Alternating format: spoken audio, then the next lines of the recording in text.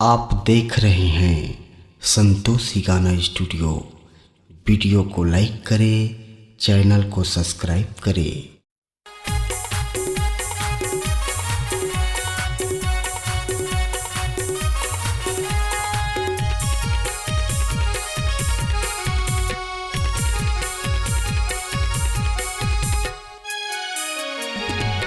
काबर गढ़े भगवान लायक का कारी, काबर गढ़े भगवान लायक का कारी। क्रीम पाउडर के जमाना है भारी, क्रीम पाउडर के जमाना है भारी, तब बोले है कारी।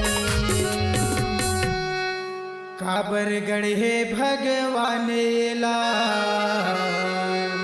अति का कारी।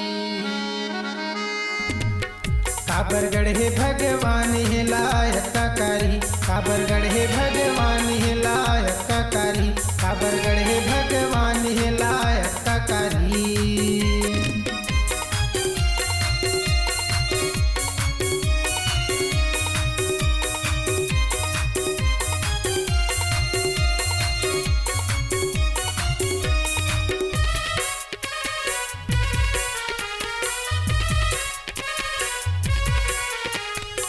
रोज जात ब्यूटी पार्लर मात बोले हव चौकारी। कन्या लचकावत रेंगे गली माँ उड़ाव चुनेरी लाली।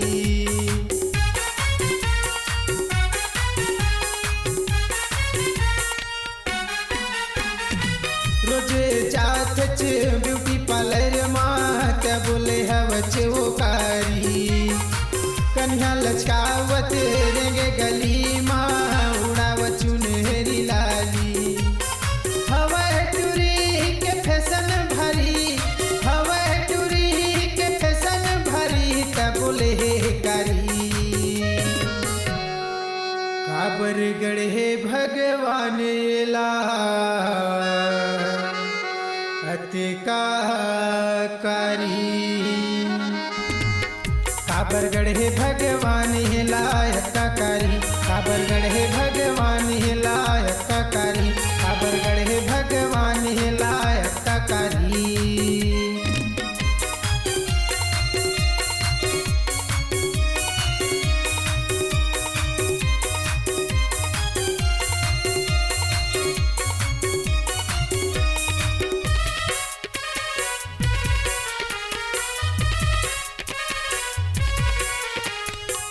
क्यों का पीन के खुशबू आवत है, टूरी के गाल महर महर ममहावत है। बड़ सुघर हवे टूरी फैशन हाँ, मन लमोरो लुभावत है।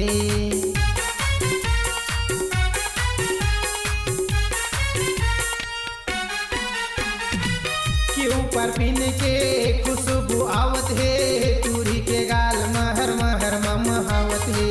बड़ सुघर हवे टूरी फैशन हाँ, मन लमोरो लुभावत है। हवे टूरी के नखरा भरी, हवे टूरी के नखरा भरी, तब बोले है कारी। काबर गढ़े भगवान अति का कारी। काबर गढ़े भगवान लायक का कारी, काबर गढ़े भगवान लायक का कारी, काबर गढ़े भगवान लायक का कारी।